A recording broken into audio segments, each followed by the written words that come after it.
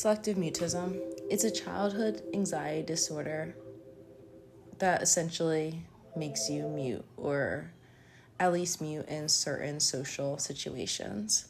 I was diagnosed with selective mutism at the age of 5. I always like to joke that people don't get anxiety until they reach their teenage years or their 20s. I was stuck with it basically from birth.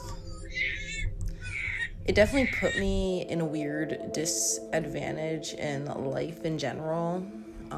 Therapy, medications, being labeled the weird, silent, mute girl in school, having to transfer schools because I didn't want to be labeled the weird, quiet, mute girl, always having to put on a identity and a show in front of people to prove that I knew how to speak and I was normal. At the time when I was diagnosed, there was one therapist that specialized in selective mutism in all of the United States. Luckily for me, her office was in Pennsylvania, which was only 30 minutes to an hour from my house. I didn't understand that I had selective mutism until I was 17. Your brain likes to do this thing where it blocks out anything it doesn't want to remember or is too hard for it to process, and my brain blocked out my whole entire childhood. I know I was mute because of the stories, and I remember the feelings I had of being mute, wanting to scream and say something so bad, but my body wouldn't allow it. It was almost like a different mind was living inside a body that wasn't theirs, or that they didn't know how to control properly. In my therapy sessions, I got these note cards every week where it would give me tasks to complete, such as handing money to a cashier at a grocery store, or saying my order to a waiter. I would get stickers when I do good.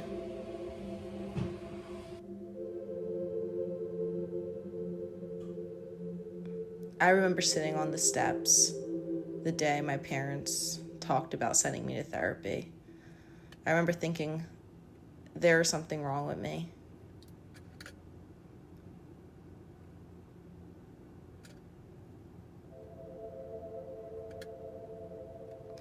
I didn't know I had selective mutism. I remember laying in bed when I was 17 watching The Fosters, and one of the main characters, Jude, had selective mutism. And I shut my computer real quick and ran downstairs and told my mom, hey, this kind of sounds like me when I was younger. It's called selective mutism. My mom said, yeah, you were diagnosed with that. And she pulled out a whole box out of her closet with all my paperwork and all the progress I made since I was 5. I then joined a public speaking class, and I spoke about selective mutism.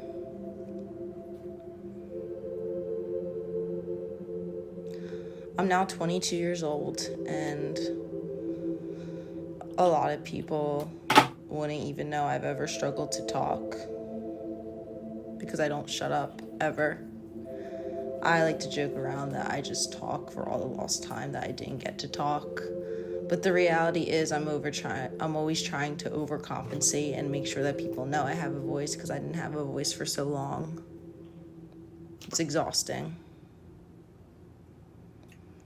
And I always feel like I'm a step behind everyone else. Like, social cues are so normal for people, and I don't always know when it's appropriate to talk or not appropriate to talk, because I skipped those developmental years of my life where you learn those kind of things. Things are never really taught. I'm really observant, though. I observe everything. I understand human emotion so well, because the first 15 years of my life, all I did was observe.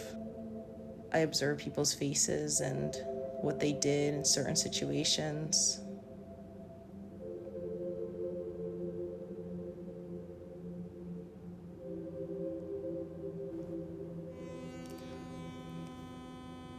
I like to describe, when people ask me how it felt to be mute, I like to describe it as someone asks you a question like, what's your favorite color? Most people can answer back, my favorite color's pink. My brain would say, my favorite color's pink, and then it would tell my mouth to say my favorite color is pink, and it was like someone had tape over my mouth, and no matter how hard my brain told my mouth to open, no words would come out. And then it was the pressure of everyone else around you waiting for you to speak that made you not want to speak even more. Every time I was about to speak or say something for the first time, someone would say, oh, look, she said something, and everyone would start cheering and clapping. And I didn't like the attention. The first sounds I made publicly were animal noises. I got a kitten, and I was so excited that I got a kitten that I forgot I was scared to talk. I used to have to whisper in my best friend's ear answers to questions my teacher asked me in 3rd grade.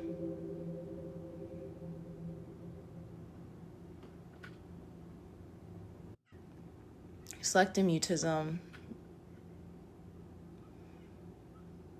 in some ways, I wish I just got to live a normal childhood. But in other ways, it really did make me who I am today. I think I'm kinder because of it. I think it's made me a lot stronger of a person and have to push myself farther and be more determined to accomplish things. It made me understand the value of relationships and having the ability to communicate. It made me understand how important words can be, but also how actions play a huge part in whatever message you're trying to get across.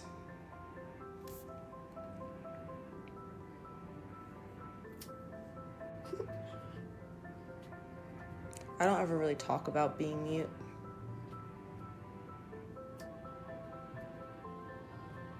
Not because I'm embarrassed about it anymore, because it's something to be ashamed of. It's just, when do you tell someone you were mute? Recently at work, I work at a front desk at a medical spa. My boss took me into her office and told me that my social skills are lacking. I could have easily told her, hey, I'm a little behind, I have selective mutism. But instead I sat there and smiled and said, I'll try better. Then I spent the next week in my room practicing social conversations. And by the end of that week, she went up to me and said, wow, I see a major change in your attitude. Little does she know it wasn't my attitude. Having selective mutism sucked in so many ways, but it has made me a stronger person, it has made me more determined, and it'll always be a part of who I am.